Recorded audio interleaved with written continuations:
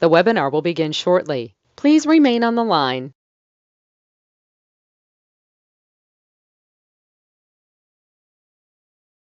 The broadcast is now starting. All attendees are in listen-only mode. Hello and welcome back to May's edition of Payroll Question Time. My name is Nick Day. I'm here to guide you today through the latest significant developments in the world of payroll. And after months of uncertainty, I'm sure you're all aware that Prime Minister Rishi Sunak has finally announced earlier today the general election is going to be held on the 4th of July. We are going to briefly touch upon that with that news. But I was particularly drawn to a particular statement he said, which is the question now is how and who do you trust to turn that foundation into a secure future for you, your family, and our country? Well, I'll be honest, I have no idea who we should trust about our country, but I do know who you should trust when it comes to giving the best payroll advice, and that's going to be our panel here today on PQT. See what I did there, guys? I quite like that. Anyway, after lots of changes that have happened since our last session, we welcome a new panel member to the show as well today, Matthew Aquig, who is Policy and Research Officer at the CIPP. It's his first PQT, so I hope you will all make him feel very welcome by flooding my question box with as many questions that are going to challenge him as possible. Keep him on his toes, so please start putting those into the questions box as soon as you possibly can. I will, of course, give you a full introduction. We'll let Matthew do that for you all in just a moment. Excuse me. The fog in my throat. Anyway, without further ado, let's dive into the world of payroll today and today's edition of PQT. A little bit of housekeeping. Number one, questions. Please do send me as many questions as you have that you may have that you need answered in relation to your payroll operation. Our job is to make you compliant. Our job is to answer those questions for you. There is no such thing as a silly question, as they say, although Richard George may challenge me on that. But do put them in the questions box and we'll ask those as we go. There will be 2 polls today, so we're really keen to hear your thoughts and your opinions. So please do put your answers in when they come live. I will also ask our expert panel to comment on the results as they come through as well. We are, of course, recording this session, so you don't need to be writing loads of notes or being worried if you miss something. We will send you a copy of both the slides and the recording after the session is over. It will also be released on the payroll podcast as well. And last but by no means least, there will be a survey. This survey is super important. Please don't delete it, archive it, or ignore it. This is your opportunity to tell us what you want us to talk about in future episodes of the show. If there is a burning topic in payroll that we haven't covered yet, or that you want us to cover in a future edition, this is your amplification opportunity to do so. So let us know and we'll try and include it in next month's show. Last but by no means least, I'm going to read out our legal disclaimer, which says the presentation does not provide definitive answers to individual queries and in some places take views on matters which are uncertain. It is not intended to be relied upon in any specific context or as a substitute for seeking advice, legal or otherwise, on a specific circumstance, as each case may be different. Now, I'm speaking fast. I've got something in my throat here, which is tickling me a little, so apologies. Anyway, let's jump into the panel while I try and clear this. I'm going to give you a quick introduction to myself. Simon's laughing there to my right. My name is Nick Day. I'm a proud member of Award 300. I'm the host of the Payroll podcast. I'm founder of JGA Recruitment, which is a leading payroll specialist staffing firm. So if you need talent, you know where to go. I've had the privilege of placing over 2,000 payroll professionals in my career, many of which are now in really pivotal roles that are shaping the future of the landscape. It's an industry I'm hugely passionate about. And I will say, because I've got an opportunity, I've got this ready prepared. I was given a little award recently at the Payroll Org Congress. I was given the Global Payroll Vision Award, which was really exciting for me in Nashville. So I'm in celebratory mood today, but I'm in good company of award winners. I'm going to start with the introductions from my right, going to left. So Simon Parsons, if you would, could you please introduce yourself? Yes. Hi, everybody. It's good to be with you again. Simon Parsons, Director of Compliance Strategies at SD Worx. Also chair the BCS Payroll Specialist Group. Irene, I'm a fellow of the Chartered Institute of Payroll Professionals and also am part of Reward 300. Hoping for the first time ever, Simon, you might speak a little bit longer. I was just trying to clear my chest. Oh, okay. You're watching me, and it's the shortest intro you've ever given since we've been running this show for the last 2 years. Anyway, I've half cleared it.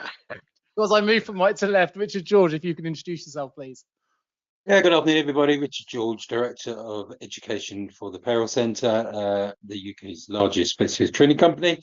Also, very similar to Simon, Reward 300, and very similar to my colleagues, a member of a number of consultation groups, and now also one of many July postal voters, because they picked an amazing time to do an election.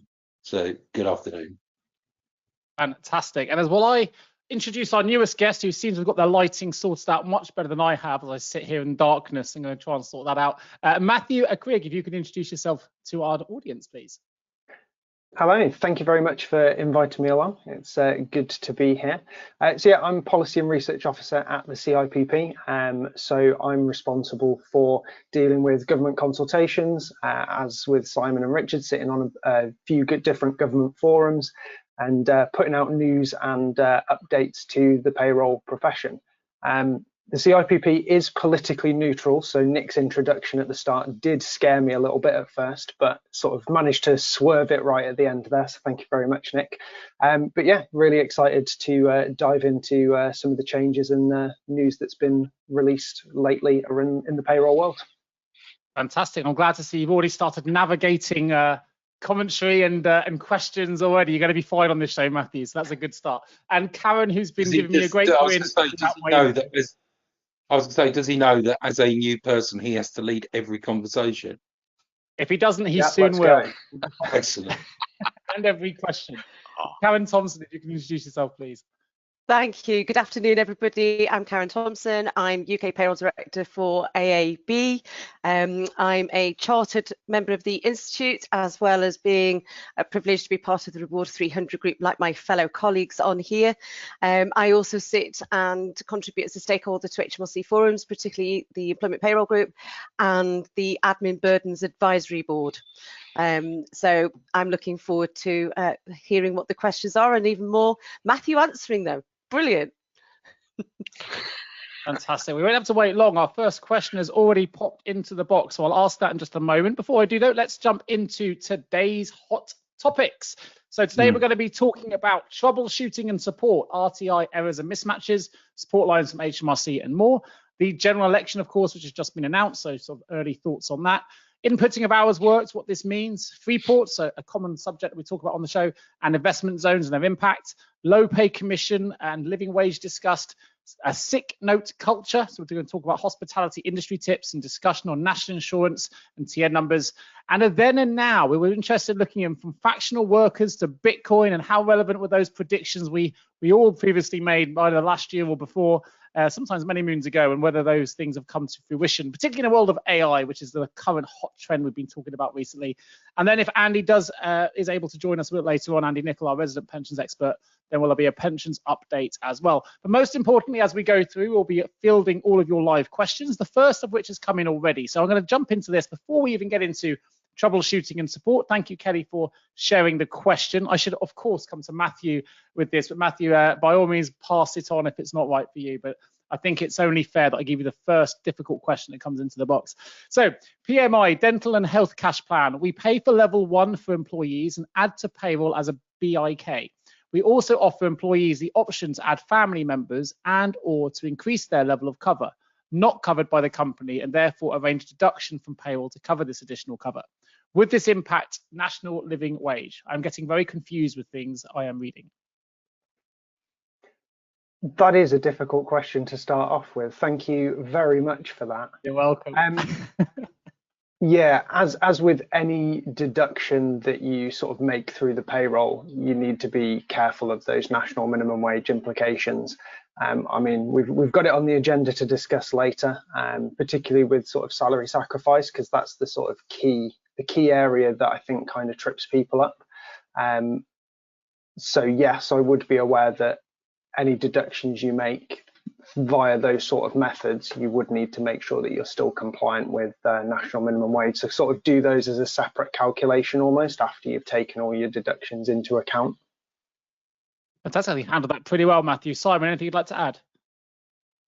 Yeah, I think, yes, it's just being aware anything that reduces pay for national living wage purposes can have an impact on national minimum wage regulations. And of course, it's one of my specialist areas, Nick. Always happy to take specifics and respond, because it's only when you get into the nitty-gritty you really understand what's being talked about. So in broad terms, salary sacrifice arrangements will reduce pay for national minimum wage purposes. What about national living wage? Do we need to consider that in a different kind of context Yes. here? Because I know it's national living wage that she's mentioned in her question. Yes, well, national living wage is just the highest national minimum wage rate. Living wage and London living wage are entirely different things, and sometimes we get them all mixed up. So the living wage and London living wage are a voluntary arrangement through the Living Wage Foundation. They announce new rates every, well, it depends. Some years it's been September, but generally November. And then people that join up to the Living Wage Foundation scheme, it's a voluntary scheme, have 6 months to apply those rates. So that could be as late as May. They're usually higher than the national minimum wage rates, of which the national living wage is the highest, but they're not too different these days. But you have to be careful there. Sometimes an employer will make an assumption that if they're a living wage employer, they haven't got any problems with national minimum wage. The reality is that's not true, because the judgment for national minimum wage is different. The living wage is about what rate you pay. The national minimum wage, including the national living wage, is what rate you receive. And they're two subtle different things, because of course living wage you could salary sacrifice down to zero if you really wanted to, and you haven't breached it. But minimum wage under national minimum wage, national living wage, if you salary sacrifice or have deductions for the benefit of the employer, you've actually paid them less, and so you can find yourself in breach. But it's a whole area of specialism to go in, really complicated. I think lots of people do understand it, but equally I think there's a group of people that don't understand it, and I don't think there's any criticism of those people. It is complex, but I think it's an element of find someone who does know that can really advise you, because lots of employers, in fact I think statistics show 39% of employers who are inspected by HMRC are found to have breached national minimum wage law. And actually just added a comment, a follow-on comment. Sorry, Matthew, but by all means take the follow-on comment on. It said even if the deduction is for own use and not related to work. I was going to say that's sort of where you get into the sort of weeds of it with the PMI stuff, because as Simon said, that own use and benefit for the company is really key. I can't remember off the top of my head, there was a recent court case that looked into, I think it was sick pay top-ups, and it was essentially deemed that because the employer had the own use of the top-ups and then chose to sort of pay them out, could be muddying it here, but then you need to be careful of the benefit that the employer gets from that. And then, yes, that has those interactions with the national minimum and national living wage rates. Yeah, cool. And this is where it gets quite confusing, Nick, because there's an element of who are they paying and what is it paying. So if this is an employer pension policy and scheme that these people can join, and the employee is paying the employer, it's likely to impact. If it's just a policy that the employer is making available, which has got nothing to do with the employer, and it's taken after tax and after national insurance, not before, or a salary sacrifice arrangement, then there's potentials. So it's a very confusing area. But specific details, you can get some good responses and views, but the construction is key. Okay, cool. Thank you very much for your help. So we've had a couple of other questions come in as well. I'm going to dip into those in just a moment. Let's jump into our first topic, though, just so we can at least get the slide on the screen. I've got a quick user case question for you, Simon. I'm going to come to you for it because it's an SD Worx related question. Okay. Hopefully it's an easy question, a quick question to answer. So it comes in from Megno. It says, if there has been a discrepancy between pension set up with SD Worx, net pay, and the pension provider, tax relief at source, what will be the repercussions be and how do we rectify them? Yeah, that's very much probably one for Andy as well. The reality is you may have double taxation relief, which you're not permitted to. So it's very key that the instruction to the payroll is correct, because the terminologies are misunderstood and are in reverse to what our natural thinking is. So quite often we receive requests, as will other payroll providers and organisations, saying we have a net pay deduction for pensions. What does that mean? Because net pay is what you get in your bank account. So net pay is an HMRC term, which means that tax is deducted on the net of gross minus the pension. So it's before tax. And but our instinct is to think it's after tax. It's not. Net pay arrangements are before tax. So don't ask for net pay deductions, because they don't exist, because net pay will be after all deductions. But it's an easy term. The other aspect of relief at source is it's a very confusing term as well. This is because HMRC are now in a culture of we're all customers when it suits. Otherwise, we're not. We're scheming thieves who are robbing the nation of its tax money. Sorry, I'm being a bit blunt there, but the terminology net pay arrangement is from the view of the inland revenue as it was, not from you as a customer. They're not talking your language, they're talking their language. And equally, the term relief at source is the same. So quite often that means we'll have lots of people say, well, relief at source means that there's tax relief in the payroll. It doesn't actually. It means there's no tax relief in the payroll. And it doesn't actually mean that the deduction is necessarily reduced by basic rate either, unless you want it to be. Relief at source means that the HMRC assume that the person has already paid tax, and so they'll then give a tax refund. So if you set up a pension scheme as a net pay arrangement, it's before tax, and if it's a RAS scheme, you'll get extra 25% added to the contribution value. The individual has 2 lots of tax relief. There is considerable challenge to repair. And so all of the prior submissions may need replacing and repairing back to reflect both. And there's some sorting out with the pension scheme as well, because there'll be higher or lower contributions than should have been. Do your best to get it right. We have specialists, if the question is relating to SD Worx, we have specialists that can assist, but the pension scheme setup rules that you apply are the employers and their pension advisors. Okay, fantastic. I've got one more question as well. I'm going to ask at the end of this. Got comments on that one. They may yeah. Just thought, Nick. Yeah, others may have a view. I think it's a much more broader issue. And I think if Andy was here, Nick, he'd probably tell you that the pension regulator knows statistically from the FPS returns that there's a reasonably sizable proportion of employers that are applying the wrong tax relief to their pension schemes. Yeah, I think it's their biggest bane, Simon, to be honest. When you talk to Andy and the guys at TPR, it's just that understanding of the reform and understanding of the process. I was going to add, it's one of the biggest areas of concern when you're onboarding a new client. Is the one thing, if there's going to be something, it's going to be within the pension setup, whether they've had it in-house or as it's, and again, it might not be the provider, it could be the language that's been used by individuals, because I do agree, relief at source and net, they are the wrong way round for us. But even if you think about payrolling, even the language HMRC uses is taxing at source. So a source is that top. So it's confusing even within HMRC now.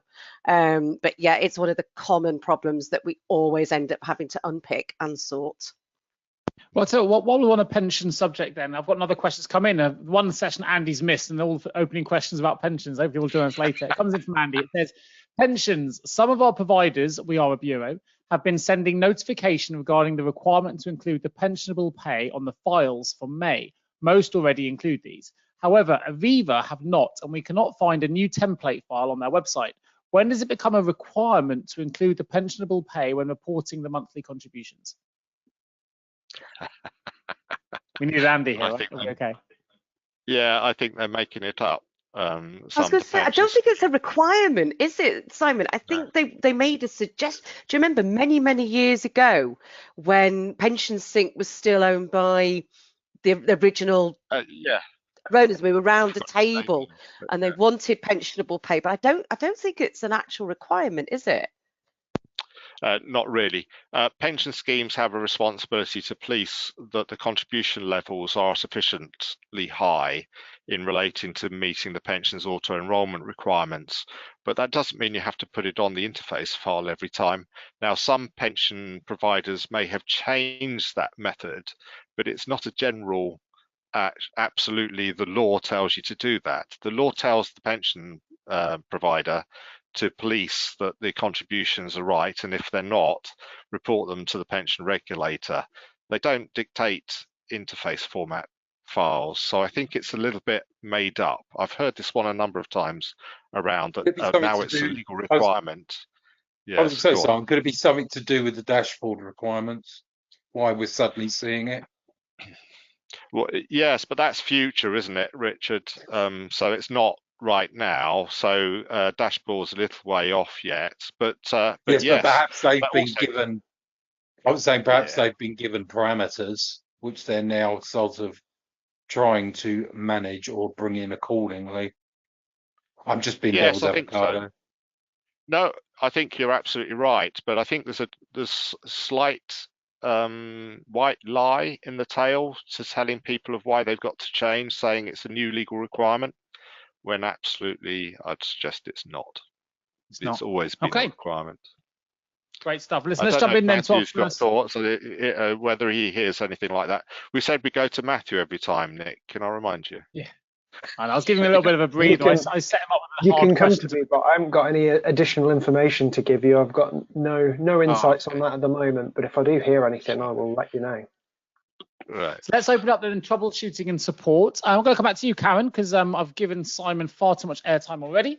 So Karen, tell us a little bit about RTI. Are we actually real time or is it lagging? And maybe give us a bit of an overview of the slide to bring everyone up to speed. You got mute. Lost your audio there, Karen. Lost you, Karen. That was your moment. Have you got me now? Oh, there we go. Sorry. I don't know what happened there. I was watching it. I've got it moved onto another screen. That's what it is. I need it in front of me. No. So at the end of the day, for me, these are just my views. I think when RTI came in, and I remember it very well when all the consultation, what have you, it was this new thing and what have you. Now it's become business as usual. And one could argue, which will come on to other things later on, it's being extended beyond its original use, which was for payroll reporting. However, putting that one to one side, it is behind because it isn't real time. It's real time for us in what we have to submit. But when it gets to HMRC, it isn't. And this, as a service provider, and I'm sure Simon will want to jump in on this, as a service provider, it causes the biggest problems because when clients look at their HMRC portal, for example, and they can't see that the SNP is showing as a credit, and it's because the EPS hasn't gone through yet. It's gone, but it's not showing. So clients get really confused because it is lagging. I do genuinely think, and okay, the general election is probably going to scupper that for the moment, but it does need a review, because if real-time information is to continue, it has to be more beneficial for employers and for service providers alike. At the moment, it's very one-sided, is my view on that. So before I come over to the other people's view, Karen, just very quickly on bullet point number 2 then, are you still seeing a lot of errors and mismatches? Are you still seeing problems? Unfortunately, yes. And in part because of that lagging sometimes. And the reason I say that is when a client doesn't come to yourself or an employer and they go to HMRC, unfortunately, and assuming, and I'm sorry because of what's later on and what was released with the NAO report, assuming you get through, when you do switch them, HMRC unfortunately can have a habit of advising the employer to do something. So because they can't see something, it's, oh, we can't see it. They will then get them to do another process. I mean, an EYU doesn't exist, but they might say, send another FPS, send another this, and that makes things worse. So we are seeing errors, mismatches. We're still seeing, I'm seeing actually, I don't know if Simon's here, seeing a bit more of unallocated payments, which I'm just seeing, we're just noticing a little trend appearing without understanding why. So I've not got to the bottom of why that is, because as I say again, we just have to keep watching the client accounts because you can't get through to speak to them. So, but I am seeing unallocated account and I'm like, I can't understand that. And then the next thing you'll see it as a credit appearing. So I don't know if Simon, you're seeing that it's just started the last couple of weeks on that one. So I don't know if our listeners are experiencing that as well. But yeah, unfortunately, there are still errors and mismatches. Richard, perhaps you can just take us a little bit further about your experience, because you're obviously up and down the country meeting with people and probably experiencing or hearing this kind of potential issues and things from people all over the country. Where we sit is more the frustration around communication and the actual process. Obviously, Karen and Simon are far more in line with actual client process. But yeah, it's just the continuing issue of communication. And unless you're on a personal tax account, the principle is I guess, not only the lack of ability to talk to them, but also the time scale of receipt. So examples, a person we were speaking to the other day has issues with high earning child benefit adjustment. They completed their self-assessment on time. HMRC confirmed receipt of the self-assessment, and they've now had four messages trying to find them for not returning, which is, an issue in its own right. And using it as that example, that person is obviously not only frustrated but very concerned, because they have the proof that they've done their return, but HMRC are just not giving them the communication path to alleviate their own stress, where there is no issue. And I think that's it's this disjointed scenarios seems to be the biggest issue. And that I'm using that as an example. You can take that example across most businesses where, unless you are big enough to have a very good account manager, the likelihood is the communication path just doesn't work. So Matthew, I can see you nodding. I'm assuming you probably get a few calls into the CIPP helpline and policy research teams to probably fill some of these, do you? Yeah, so I wanted to jump in on this because we did a quick poll a few months ago, which is just on our news pages on the website, and it's just a quick sort of like checking your opinion on something, much like the polls that we'll be doing as part of this. And we kind of did one, do you think RTI is still fit for purpose? And, there was a mix of yes and no, and all that was great, but we had a little comment box for people to sort of let us know their stories and that sort of thing. And there were quite a few sort of fairly scary stories that people were telling us about sort of data mismatching and the efforts they had to go through to get things resolved. So at the moment, I'm undertaking this, going to be a fairly long project, but I'm looking at sort of collecting evidence from people in terms of what issues they've had with RTI mismatching and how they've had it resolved. I'm hearing stories of some people who speak to multiple different operators and get nowhere really. And then other stories where someone will get through to some magical customer service assistant who'll just go, yeah, I can see your problem and I fixed it for you. And that to me is sort of a big red flag and an issue with the whole system, that you maybe have a few key people within HMRC who are able to fix things for you, but then potentially the knowledge base isn't there for everyone to be able to do that for you.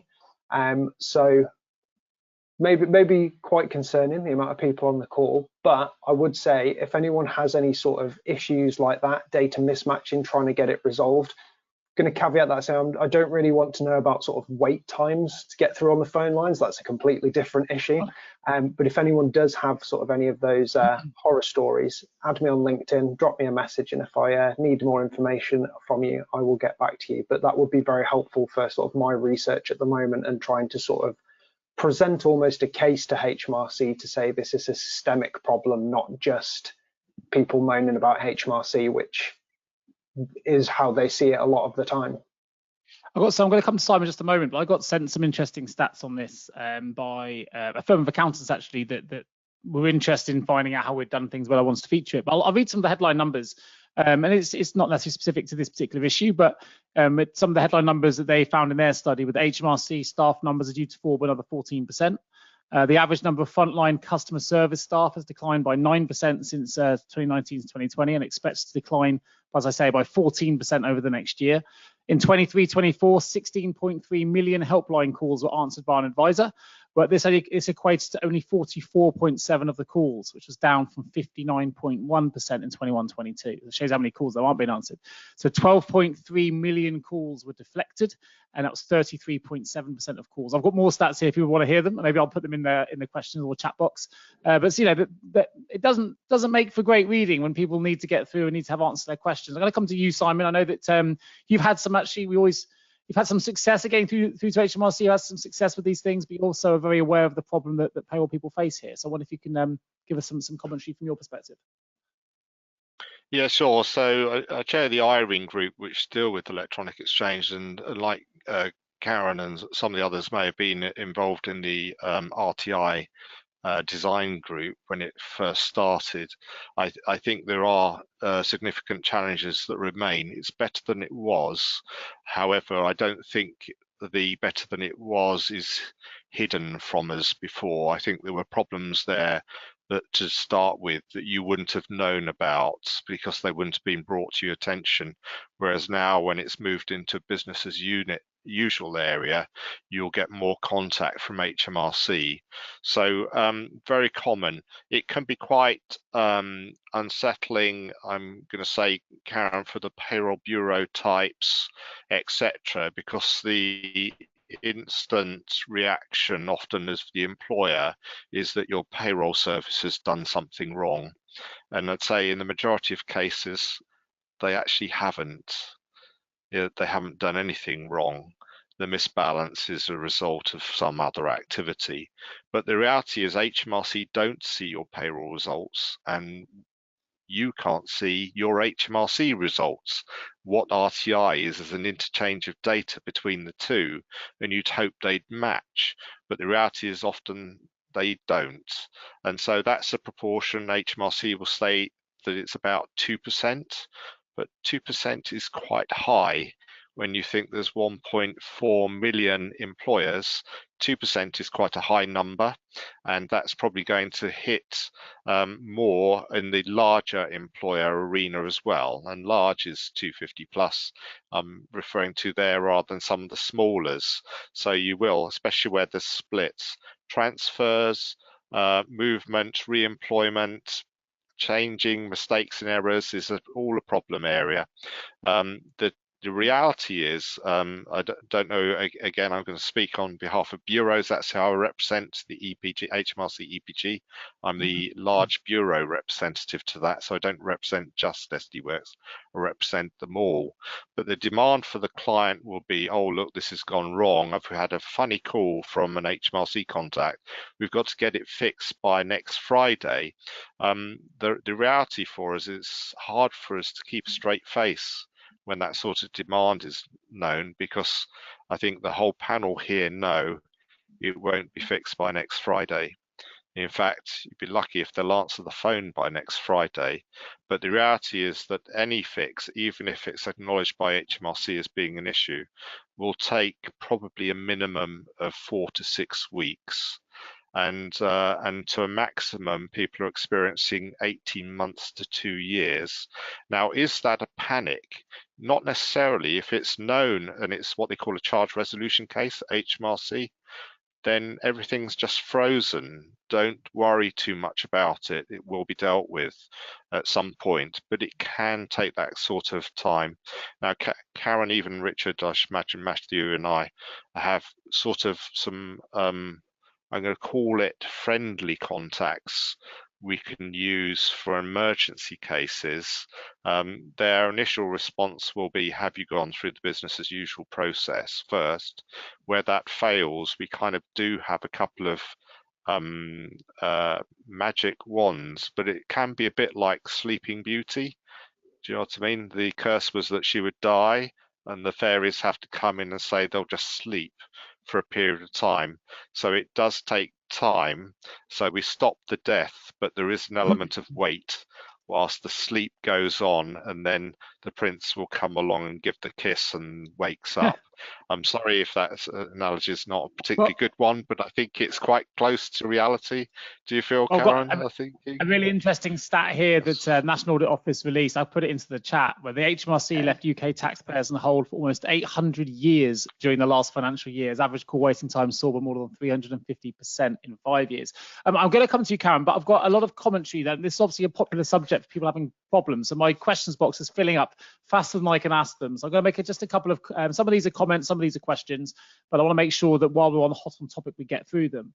One of them came in here that says that from Davila says they seem to allocate payments willy-nilly, even though the last 4 digits are added to the reference. It's very annoying for bureaus to manage it as we have to call them, and that's a whole new story. I'm sure Karen will be able to comment on that in just a moment.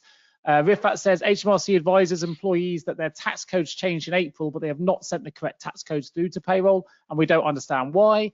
Can we change the tax code accordingly to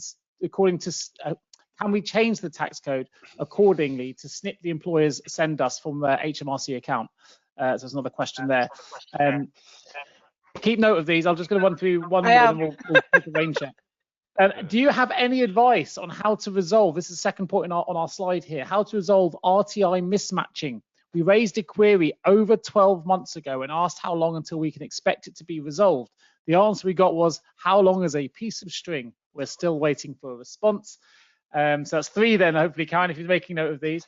Good old Ashley Dorman has also made a little comment here. He said, we find it really frustrating when our employees exceed the 100k taxable income for the first time. HMRC regularly fails to act on the FPS when it is very clear that the estimated income will exceed 100k, and this leads to the shortfall, usually close to 5k, being communicated to the taxpayer when they prepare their tax return, and the tax often becomes due as a lump sum by 31st of January. Employees often consider that the payroll team have got the calculations wrong because they pay tax under PAYE, so they believe there shouldn't be a shortfall. The truth is that HMRC has failed to amend the tax code in year. We tell employees to update their HMRC personal taxpayer account with the new estimated income for obvious reasons. So a few things to take in there. There's still more comments coming in. So this is obviously an area I imagine that your helpline gets inundated with as well, Matthew. But I'm going to come to you, Karen. I wonder if you can perhaps navigate some of those for us. I will try. I'm glad Matthew's on the call, though, because I think some of this CIPP will probably want to pick up and take away to feedback. But what I will say is the first one, well, I've just scribbled here. So tax codes, and can you change them categorically? No. So don't even go down that road. At this point in time, no. And the reason for that is, you need to protect yourself as well, because there could be other things going on with that individual's tax account that you are not aware of. So you wouldn't necessarily be able to determine that tax code. I know the frustration if, something should be D0, for example, and what have you, but no. So that one's a no. When it comes to the tax codes, and you're quite right, employees do think that it's payroll that are putting in the wrong tax codes. I can actually say to you, and this is a personal experience, so I do think there's something going on, hence me sort of reaching out to Matthew. I don't know what it is, but it's all around the tax code part. And we know HMRC have introduced some new automation routines that may be having an impact. So it'd be interesting to know if they've done any analysis on that. But for me personally, they decided to add 15 grand to my estimated income for some particular, no no rhyme or reason. So I felt the pain in April of my tax code that halved. I wasn't impressed, but I have no rhyme nor reason as to why it did that. I will say the personal tax account, I did go on and change my estimated earnings and it was corrected within 24 hours. However, what was more interesting is I still have not had any notification of my tax code for the start of the tax year, although my employer did. So even I've been on and I've seen my tax code has changed, and I checked obviously with AAB's payroll that it has changed. But interestingly, I'm not getting that notification even online. So I don't know, Matthew, Simon, if there's something going on with the PTA. Now we know they are, so the personal tax account as well, maybe to explain, is a standalone separate system. It is fed by, but I think, and I've come across this again due to tax code issues, queries coming in, is that an individual will look at their personal tax account and it will be potentially different to what we have submitted, and that's because it is not real time. So coming back to the lagging at the very first point, real-time data to the, don't get me wrong, your employer records will be updated, but the PTA will be updated at a future point. So they're not in sync. So I think, you know, that's something to just bear in mind if you've got individuals, as we encourage them to look at the personal tax account. It might not mirror what they think, but the estimated earnings is definitely one to do if somebody's tax goes wrong. So I think the listener who put that question in and the advice that they've given would be right to do that, because it'll be the quickest way to do it through the personal tax account. As far as the allocations, even using the right reference, yeah. And this is what I'm saying, I'm seeing a bit more of a trend where I can't even fathom. I can't, like the listeners who've put this, raised this in the questions. Some of these I cannot fathom. You know, I've got colleagues on here like me, 30 years in the industry, and I'm struggling to understand how a computer, remember this isn't a human, this is a computer algorithm, is taking something that has those 4 digits, let's say class 1A, because that's going to be the prime one coming up, guys. You know, make sure you get your class 1A reference right. But even then, we've had some and they have got them right. They don't seem to be there. It's showing as it shows as the class 1A there, but they've paid it and it's not showing as being paid. So I don't know where they've gone, but it's in unallocated. If you look on the portal and you go in the unallocated, so you now know it's unallocated, but you don't know why it's unallocated. So I understand the frustration. As far as what you can do about that, I say individuals and their tax codes being wrong, first of all, check that estimated earnings, because that could be key. But as far as your allocations, you are in the same position as we were talking about at the very beginning, errors and mismatches. You need to contact HMRC, or what you can do is if you know you've paid the right amount, so let's say you have paid the right amount, it matches your P32 or your client's P32, whatever you are, is wait. Because you're unlikely to get through anyway.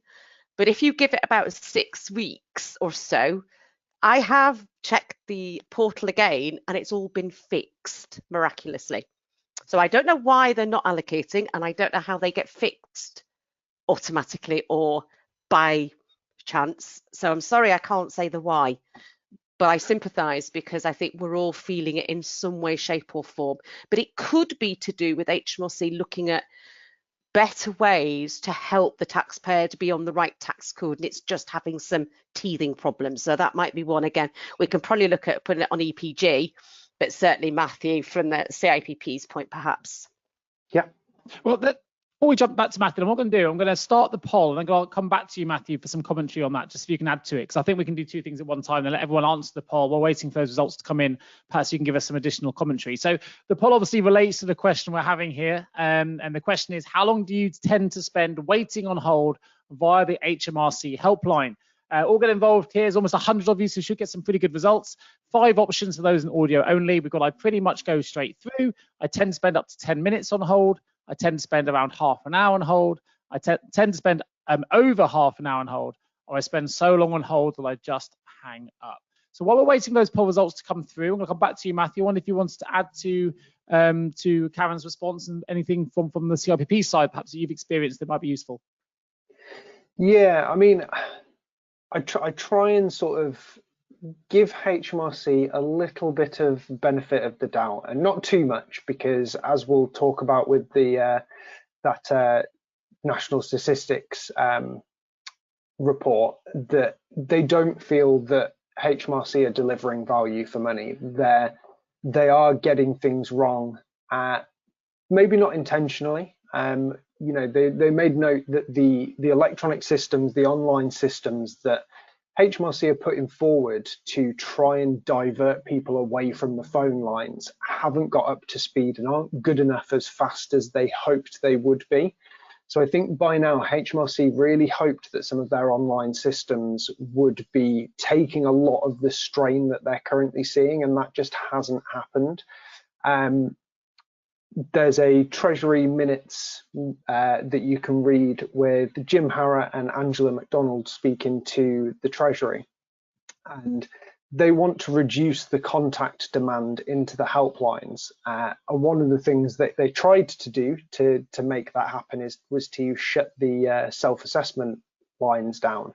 Now, obviously, that didn't go over too well with a lot of people, so they decided to sort of very quickly, I believe it was the next day, renege on that.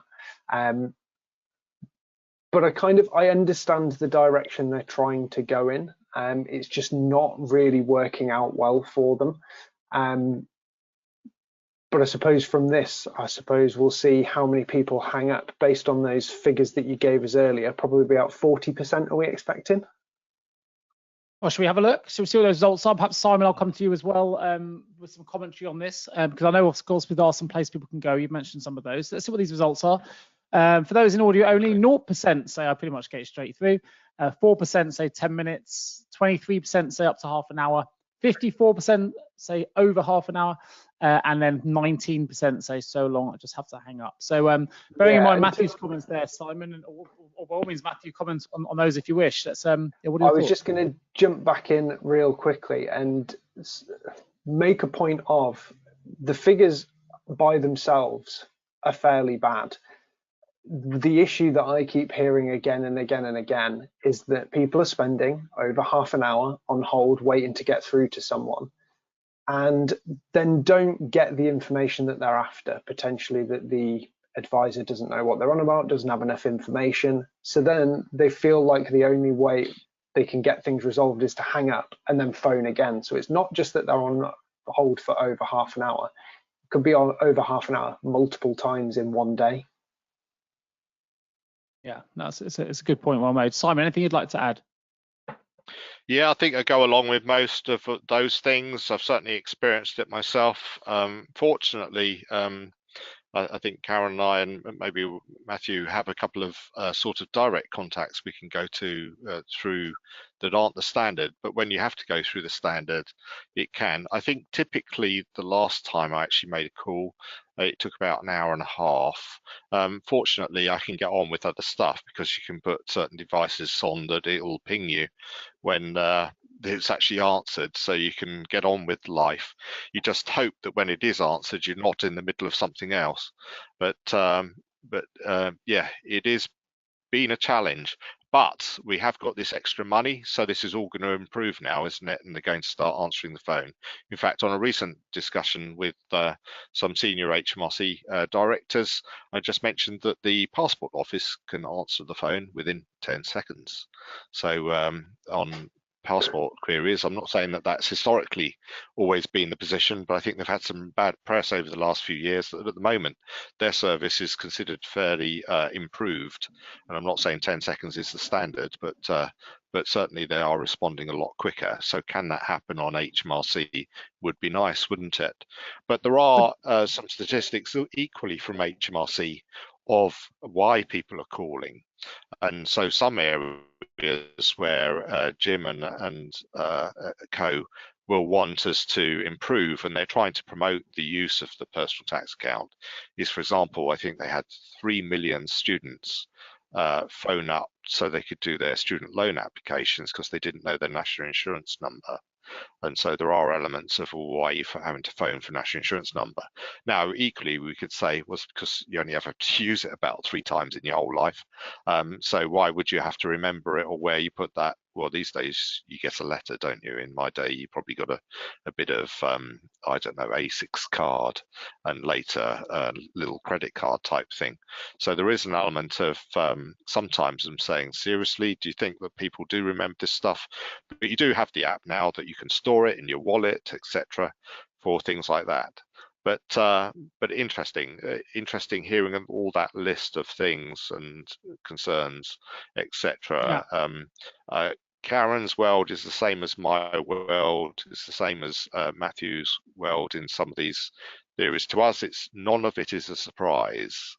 That's probably a shock to lots of people, because when it hits you, you don't realise how bad some elements are. Still doesn't know. Obviously, I'm coming from a slightly different angle as a recruiter, but it doesn't make a lot of sense if these are the waiting times and you've got sort of 800 hours or whatever it's been, that they're still looking to cut staff another 14%. But maybe that's another issue. Well, listen, let's jump into our next topic. I want to just add as well, if anyone does need help, that's what PQT is for. I would recommend, me and Simon are pretty active, as are some of the others on the panel, looking at social forums. CIPP, of course, a great resource for those that need support. There are lots of places you can go if you're really struggling, if you really do need a response. It's a community, the payroll one, which is very much out there to help and support. So don't be afraid to ask if there's someone out there that can help you. I'm sure that they will. If you can't get through to HMRC, there are things that you can do. So anyway, let's jump into the next bit. We've obviously got the general elections just been announced. It's going to be on the 4th of July. Obviously, we'll be covering that here on PQT once everything's been announced on the 4th. But it'll be interesting to come back to you, Simon, just to get your early thoughts on what we may expect, what may now happen, and just what does this mean for the world of payroll? Well, I think we've gone through an area of rapid change with national insurance changing every 5 minutes, thinking, oh, well, we're all settled. We've got some proposals for April 25 and April 26, which I'm sure we'll discuss later. We can now relax a bit. And in fact, I'm off to Madrid and Ibiza for a week. So there's an element of thinking, oh, holiday time, phew, thank goodness for that. And then thinking, oh no. So there are a couple of elements that we were waiting for April 25, and I'm sure we'll come back to them. And it's sort of the first stage of calling a general election is, of course, the government go into a period of purdah. So they'll stop talking about anything. So if there are things for April 25, they're going to be delayed. So we won't know about them as earlier as potentially we originally were planning for. And so that's things like hours and payslips, postcodes, other stuff, what's going to happen with payroll benefits in kind, because all right, it looks like April 26, but we need to know some of the design information up front. So we kind of go into a period of silence and dancing. So although we can talk to people, they kind of can't tell us anything solid, and it appears quite strange. So we're going into that. And now, of course, instead of looking forward to April changes with a change of government as an emergency budget, because that could have been January or February, we could have an emergency budget in, well, would they go, because they'll be on summer recess, but September, October, November, could there be change suddenly coming in a lot quicker and mid-year? And all payroll developers hate mid-year change, because they like to deliver one piece of software a year, because if you deliver 2 or 3, that's doubles or triples the cost of delivery. And so we'll see what happens.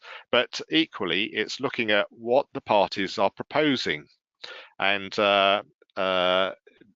what are they going to do about employment law and rights, and how that impacts payroll. For example, some are proposing removal of all 0 hours contracts, so they'll become unlawful. Are you prepared for that as an employer? Because that's quite a drastic change for some industries. And there's various other elements of rights.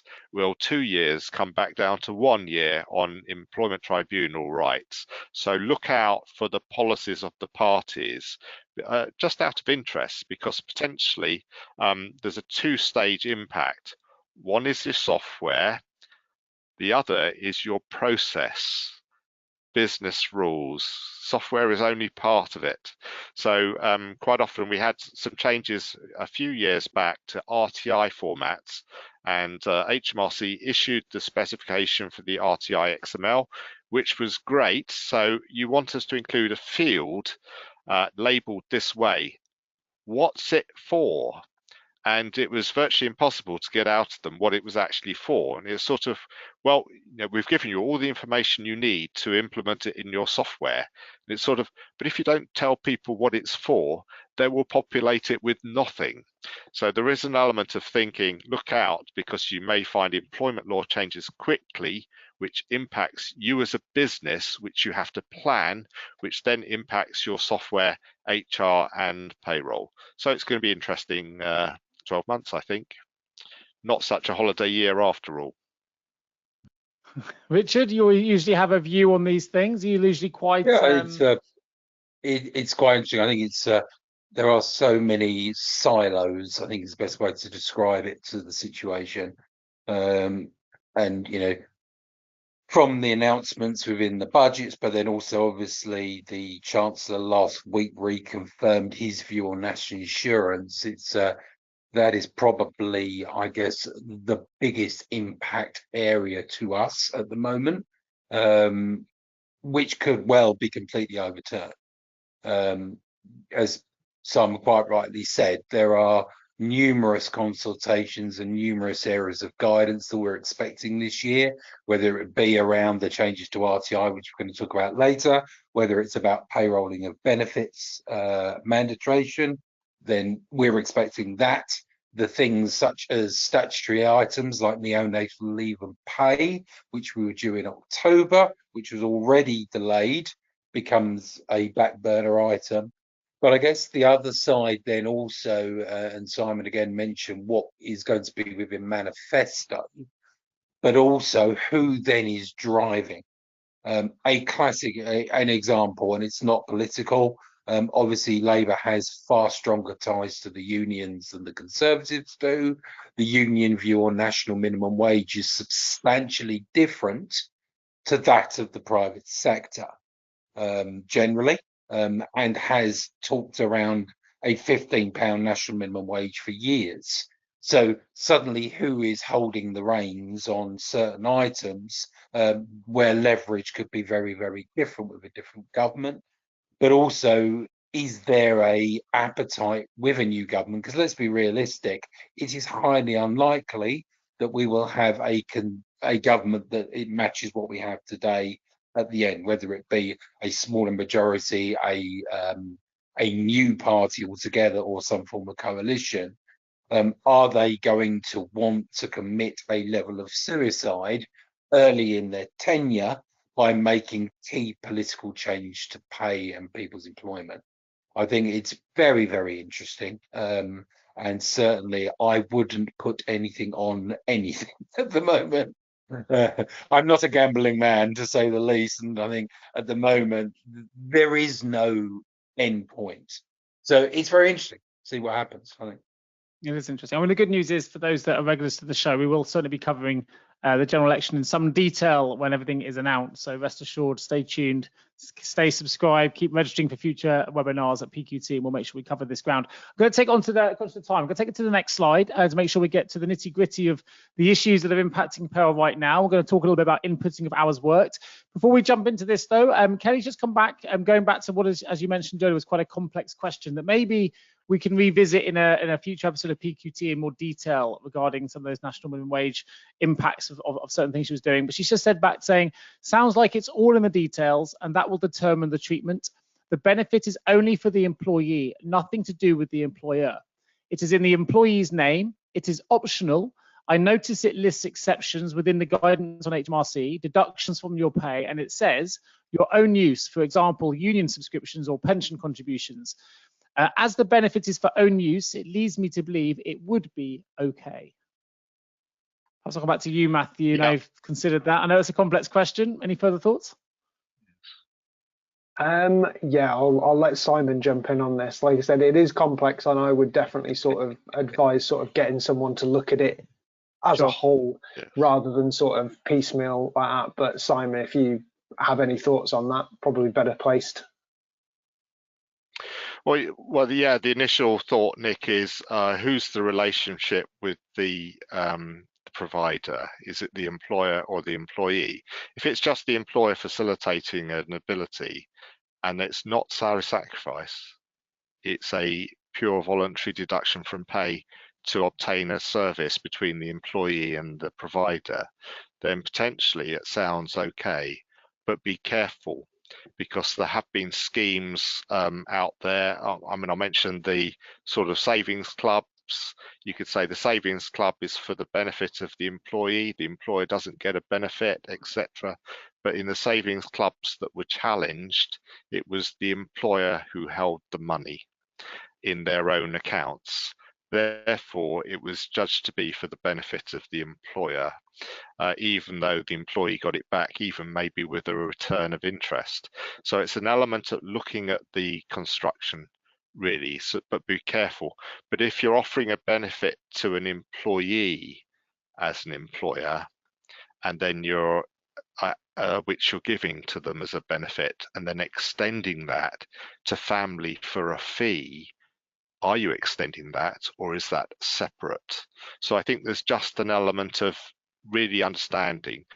And I think, as we said at the beginning, Nick, with our our statement of facts, we're only saying it on the information that we have. So it's an element of have someone look at it properly and make We'll that be pleased to hear that because Kelly's already some commented to employers have say been caught thank out. you, Simon, so much, Stan and Matthew. That's very helpful. So hopefully that's at least given them some insight to take some action in whatever action they decide to take. So let's jump into inputting of hours work then. What are HMRC's requirements for inputting hours, and what does that mean for you?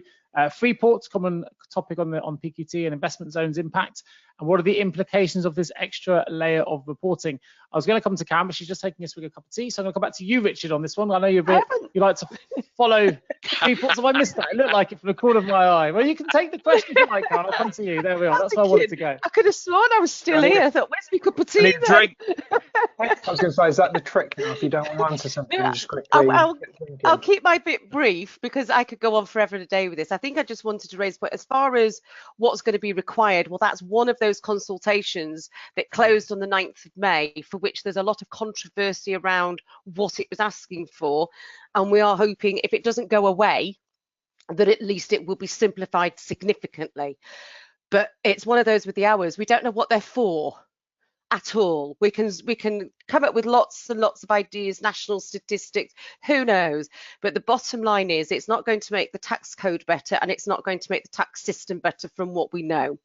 But this, I was going to raise a different point, and I think it links to the investment zones looking at a postcode. And I've seen various reports that says, well, yeah, we don't think that's a showstopper. Now, it isn't as far as probably software goes, and I want to make this point.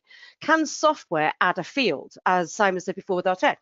Probably yes. On the whole, yes.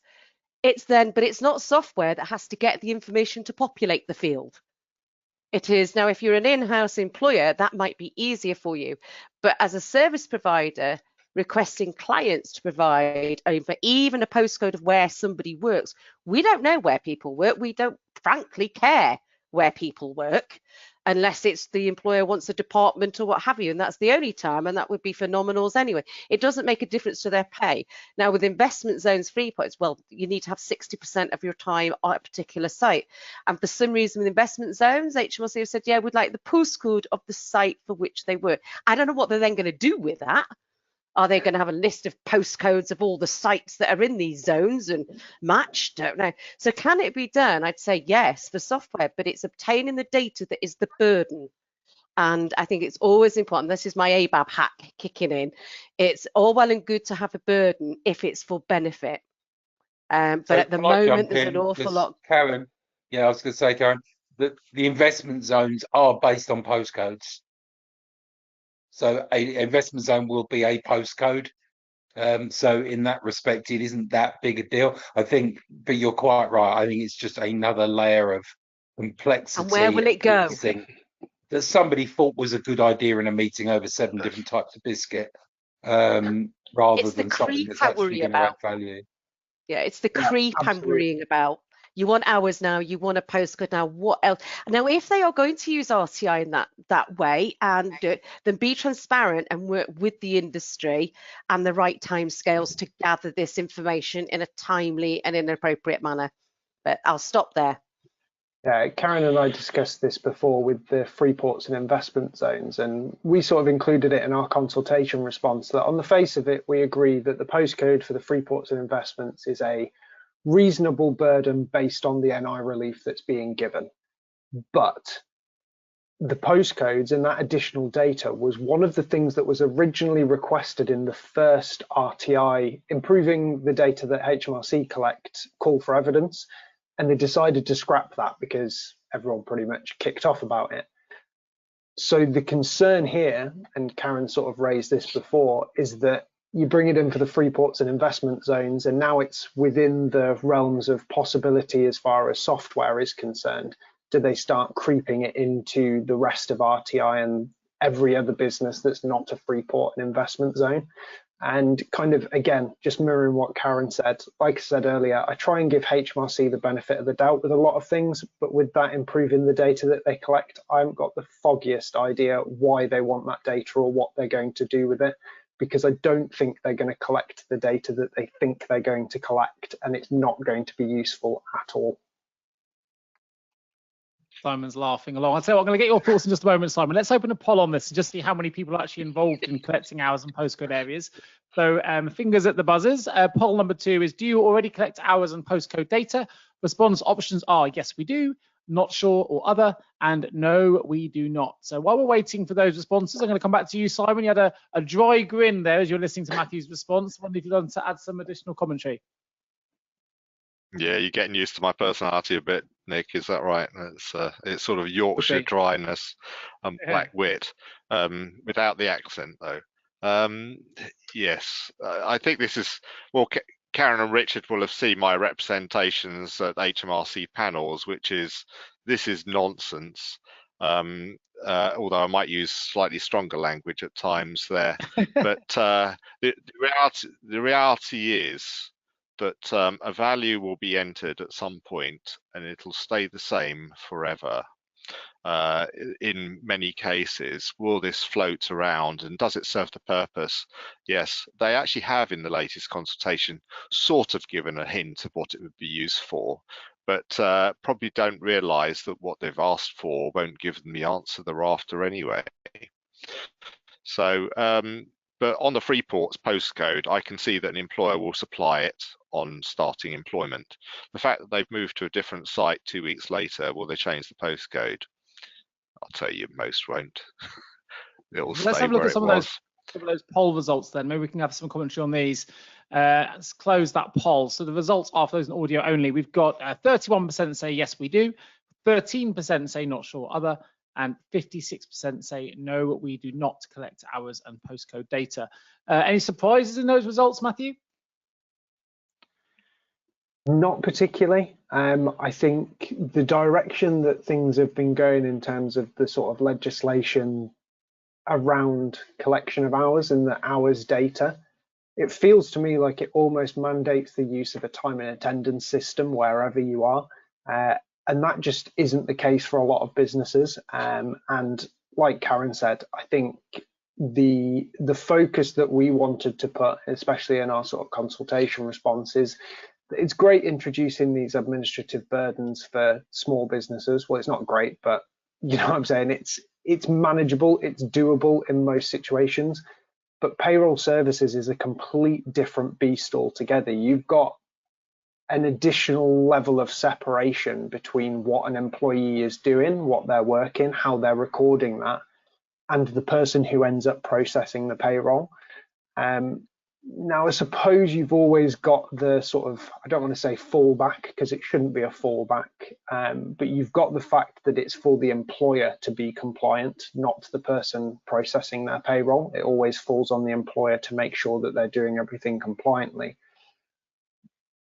But people are going to go back to the person who processes their payroll at the end of the day. And if things aren't being done right and they end up under some form of compliance action, it's not going to be a nice situation. So I think it's introducing complexity where it doesn't need to be there.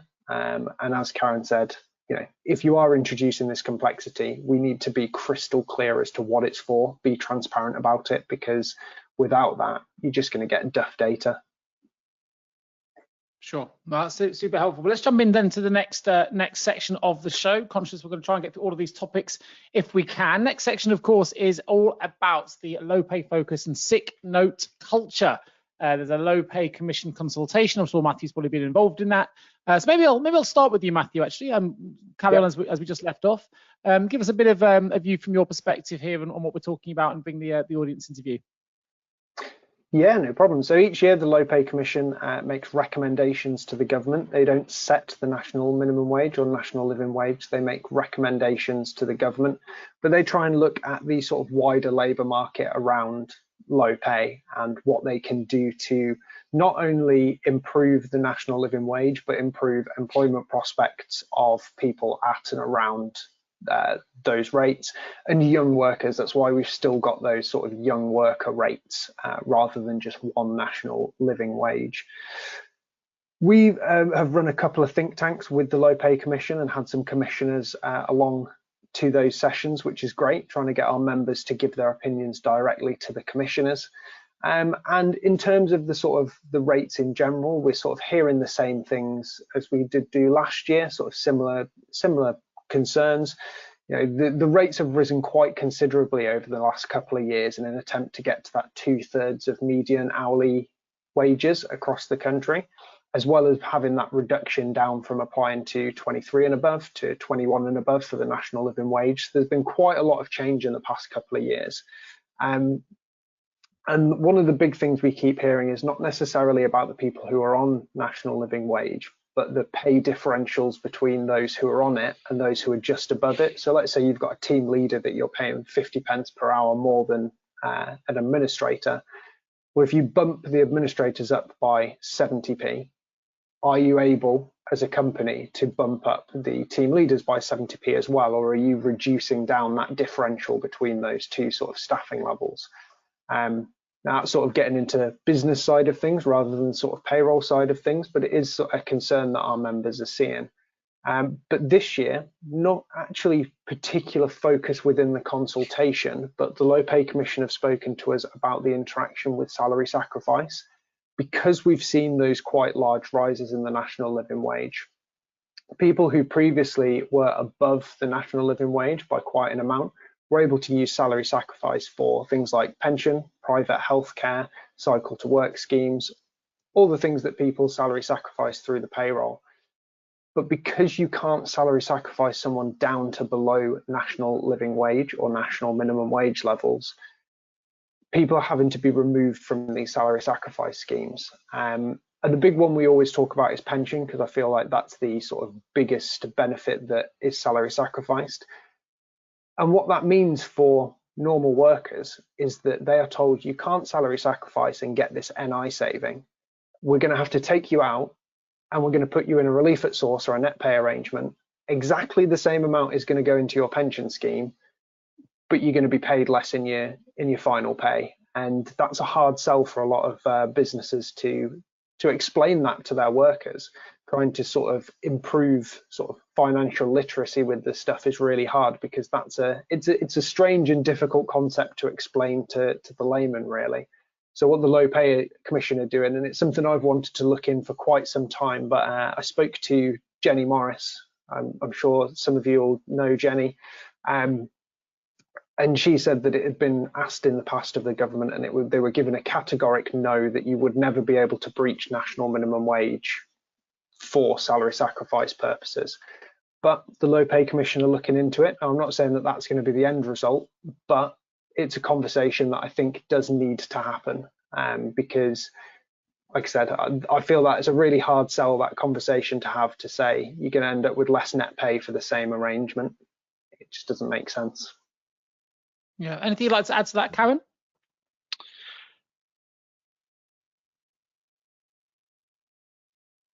We've got some nodding going on. We're just unmuting. Can't hear you. Sorry, yeah, my little thing keeps disappearing. Forgive me. So that's why I thought, well, I'll nod so you know I'm trying to find it again.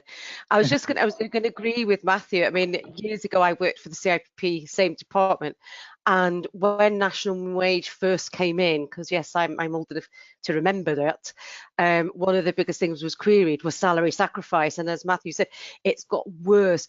And what I've noticed is, so there are some things that employers have done where they can, which is what they might have done is topped up their wage to allow by the amount for the pension to be sacrificed. However, I'm going to put a big warning on anybody who is doing that, is because what I've also come across is where employers have done that, again, you're looking at your differentials, but in addition, what happens then when they want to join the electric car scheme?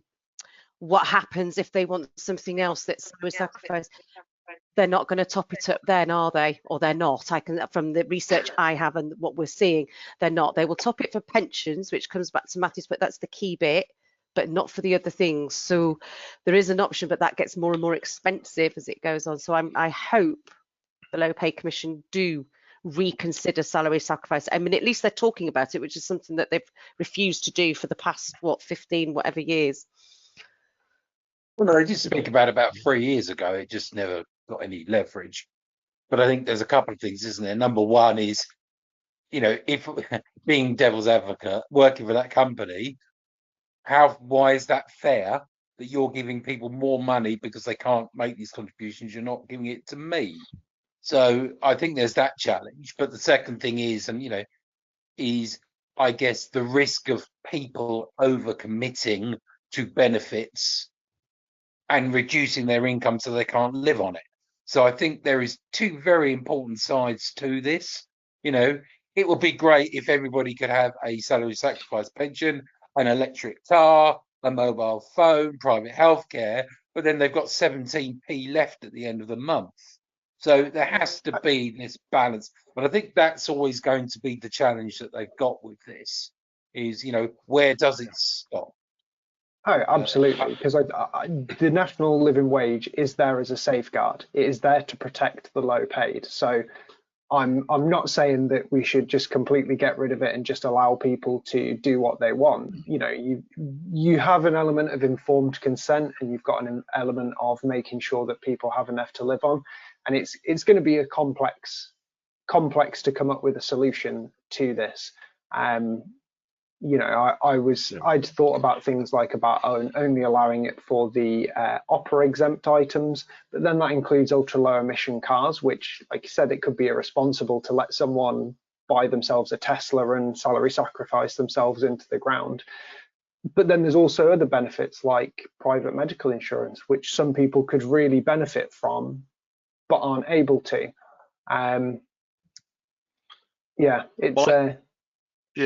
Well, I think there's an answer, and it's one I have mentioned to some HMRC contacts, and that is eliminate salary sacrifice altogether, because the reason for operating salary sacrifice is to fiddle, to make it look as if you're receiving a free benefit in kind when actually you're not, you're paying for it. But legally, you're not paying for it. But there's an element of, why doesn't everybody get national insurance relief on pension contributions? Then a straight employee contribution would get the national insurance relief. So there's an element of, why doesn't everyone get relief if they've got an electric car? So then it's not a salary sacrifice, it's actually deduction after the judgment of minimum wage, which gets the equivalent reliefs. So if they become so common in fiddling the books to make it look as if you're getting a free benefit in kind, which has certain reliefs, just make it that if you buy that benefit via your employer, you get the reliefs. So it's no longer a salary sacrifice. But because of the construction of salary sacrifice, you've taken a contractual pay cut. Give them the money and then allow them to spend it and have the same reliefs. Do you see where I'm coming from? And it's sort of, maybe we should play that angle of salary sacrifice is sort of a legal loophole, fiddling of the books that works. Take it away and just say these things, if you give them a tax and NI free, or that one's taxable but NI free, or whatever, so that if you buy medical, you get NI relief. I've had a comment just pop in here from Davida. Thank you, Davida, for your contribution. It says, if the NI was removed, then there is no point in having salary sacrifice for pensions, as the tax relief is the same, just from different avenues. In other cases, opera kicks in. Yeah, and that's exactly what Simon's talking about there. And for me, I think the big one that I don't see as fair is that pension contribution. Like I said, if you're having to take someone out of a pension scheme and put them into a different one, and the end result is the same apart from that employee's net pay, then that's not fair one way or the other. So yeah, potentially the sort of workaround is to fix the NI treatment on the other end rather than on the salary sacrifice end, so that it equalises it for everyone. But then of course you get into treasury issues of their income from NI from all the pension contributions across the country, which we won't go into. I agree with Simon. Let's all vote for Jeremy Hunt and keep NI, get rid of NI. It's easy then, isn't it? Are you getting political now, Richard? Hey, why not? I knew it wouldn't take long for it to get political affiliation publicised on the show. Well, the thing is, we could get rid of the postcodes then, couldn't we, if there's no national insurance? Yeah, absolutely. We're going to skip the next slide. Because the next slide actually is all about where we are now and reflections. It's a slide that can wait till next month's PQT. I'm conscious of time. And I think the slide after this is more important, which relates to the SD Worx Academy, because there are several sessions that are going to be taking place before the next PQT happens. So on the 7th of June, there is, as you can see on the slides in front of you, there's a workshop on holiday pay. 18th of June, UK Payroll Part 1, which is focused on income tax and national insurance. 19th of June, UK Payroll Part 2, starters and leavers, student loans and statutory payments. And 21st of June, National Minimum Wage Advanced. There is a course calendar. You'll see the link there. I will share that in the notes just to the chat in just a moment. I'm going to hand this over to Simon. Simon will understand and bring you up to speed in terms of some of the trainers and people that are delivering those courses, and a little more insight into the SD Worx Academy if you're not familiar with it. They offer some fantastic courses for upskilling, which is something that I'm very passionate about in the world of recruitment, because I know what much value it has, and SD Worx do a great job. So Simon, over to you, and I'm just going to put the live calendar into the chat for everyone to see. Well, I think from some of the discussions today, Nick, we've seen that these are complex areas. So the holiday pay changes and national minimum wage are really complex, and this goes into the detail. The trainers in relation to those two items is myself and my colleague Ben, who's just finished his solicitor exams and waiting for his results. And the payroll training is done by our partner, who also does training for Richard and the CIPP, I was to say, which is Julie Northaver.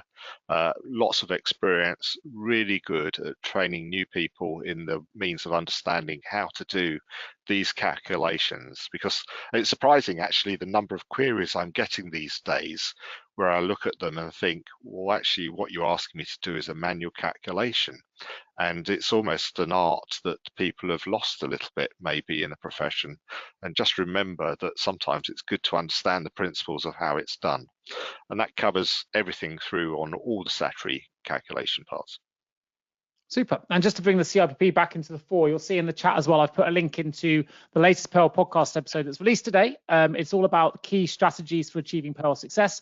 It features Anna Lau and Ian Hodson, who actually have been writing about this in a series of articles for the CIPP publication, Payroll Professional Magazine. So if you haven't got a copy of that, check it out. So the podcast is very much to support those articles. It should be really helpful. Ian talks about how you can maintain a personalized service while automating payroll queries.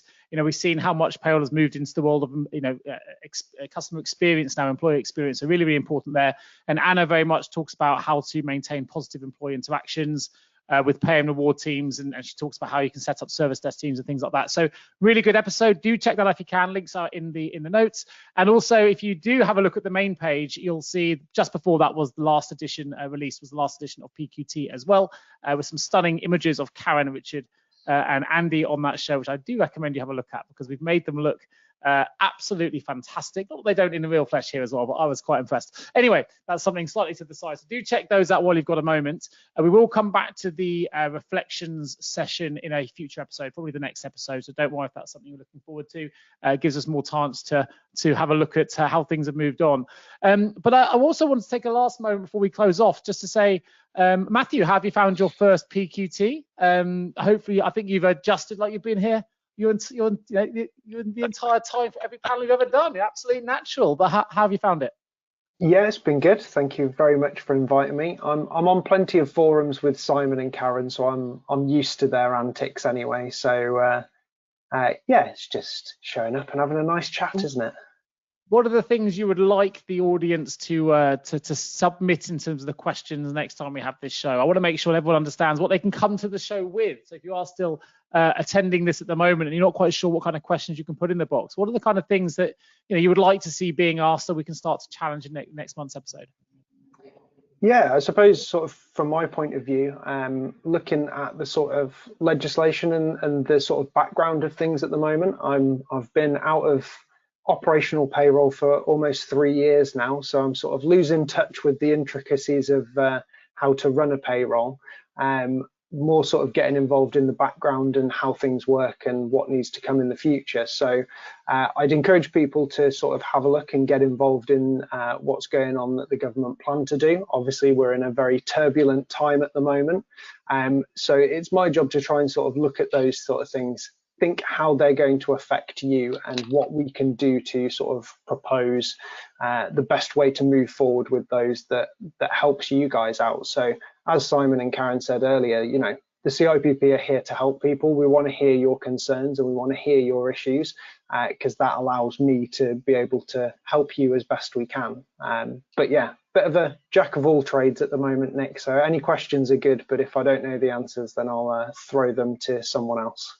No, I think that's good to hear. I think also for everyone is just to echo some of the comments made today. If you are really struggling to get through to the HMRC because you have a question, we've got expert panel members here. Karen runs an incredibly complex multi-client payroll operation in bureau environment. So do get in touch with Karen. You've got Matthew at the CIPP, the Chartered Institute, Richard at Payroll Centre, who's up and down the country training on the latest developments and innovations and compliance changes in payroll. Simon, who's on every single sort of governing body there is in relation to payroll and is very much immersed in the sector and helping on social forums. So there really is an expert panel here. If you have those challenges, do reach out. That's what we're here for. The next episode of PQT will be on the 27th of June. Keep that date free in your diary. The link will be open soon so you can register. Even if you can't attend the show, if you do register for the webinar, you will still get a copy of the slides and the content. And if you missed that as well, then check out the Payroll podcast where we'll release the audio a couple of weeks after the main episode. So just leaves me to say a huge thank you to Matthew for his first episode. Thank you to Karen. Thank you to Richard. Thank you to Simon. And we look forward to bringing you the next episode of PQT on the 27th of June. Thank you very much. Enjoy your day. Thank you.